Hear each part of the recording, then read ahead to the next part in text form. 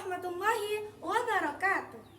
Halo teman-teman, nama aku Trisa Oktaviani. Aku berasal dari SMPN 3 Cipaku.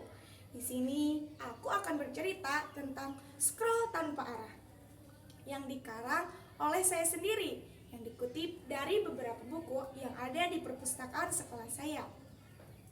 Aku lahir tahun 2011 nih. Aku masih termasuk generasi Z loh. Generasi yang sejak kecil sudah akrab dengan internet, media sosial, dan semua hal digital. Katanya generasi kami ini adalah generasi yang paling canggih. Generasi yang sejak kecil sudah akrab dengan digital. Tapi hari itu aku sadar itu semua bukan jaminan. Cerita bermula saat aku duduk di bangku SMP. Seperti biasa, aku bangun pagi-pagi. Tapi bukan untuk mandi, bukan juga untuk sarapan, tapi untuk scroll TikTok. Bahkan tanpa disadari, 1 jam bisa habis hanya buat lihat video joget, lip hacks aneh, ataupun dengerin curhatan orang asing yang bahkan aku sendiri gak kenal orangnya. Tapi rasanya dunia maya lebih menarik dibandingkan dari kenyataan. Sampai suatu hari aku ikut lomba pidato di sekolah yang bertema literasi digital generasi Z. Aku pikir, gampang, tinggal buka Google, copy paste, selesai.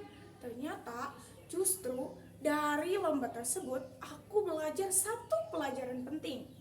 Dan betapa dangkalnya pemikiranku soal dunia digital. Sampai pada akhirnya aku mulai riset semua itu. Aku buka Google dan cari artikel. Tapi kemudian aku bingung, mana yang harus aku percaya?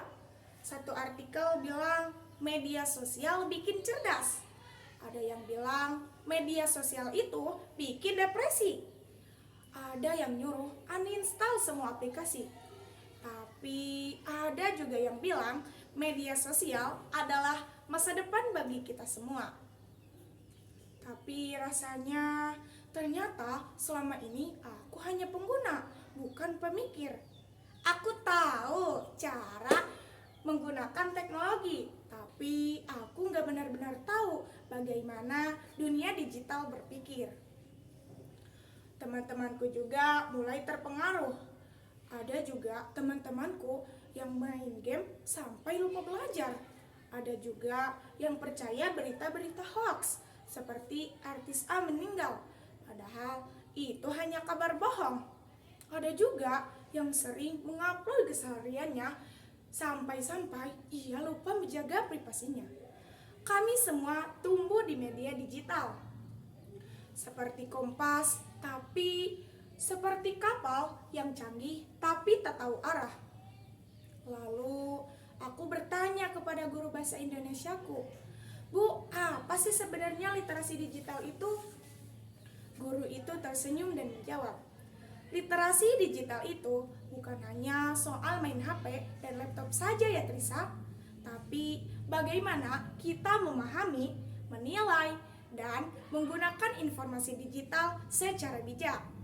Seperti berpikir kritis, menjaga etika ketika berkomentar, ataupun kita bisa membedakan mana yang harus kita percaya dan tidak bisa dipercaya."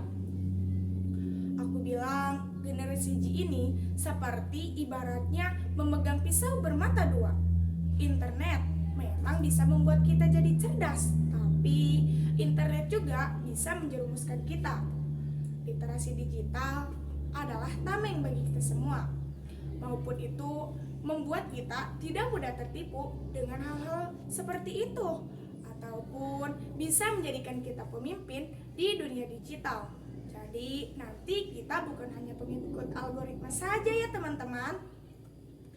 Nah, setelah itu aku mulai berubah, tapi bukan berarti aku berhenti langsung main TikTok. Gak juga ya, tapi aku belajar mana informasi yang dapat dipercaya dan mana informasi yang tidak dapat dipercaya. Dan juga aku belajar terdiam sejenak sebelum percaya pada suatu hal. Teman-teman, cerita ini bukan soal aku saja loh, tapi kalian generasi Z masa sekarang. Kita tidak bisa hidup tanpa arah. Nah, makanya sekarang adalah zaman yang bukan hanya semata tidak bisa membaca buku saja, tapi tidak juga membaca informasi. Nah, teman-teman, aku tahu sekarang ternyata jadi bagian generasi Z bukan berarti otomatis kita bisa hafal tentang digital. Tapi kalau kita mau bertanya, mau berpikir, mau belajar, kita akan menjadi seseorang yang mempunyai karakter yang bijak dan bertanggung jawab dalam menggunakannya. Dan dari sinilah perubahan kecil itu dimulai. Dari tadinya yang scroll tanpa arah menjadi satu klik bijak yang berguna bagi kita semua. Sekian cerita dari saya. Terima kasih atas perhatiannya. Aku harap ini adalah cerita yang membuat kita lebih terinspirasi dari segala hal tentang digital. Terima kasih atas perhatiannya. Wassalamualaikum warahmatullahi wabarakatuh.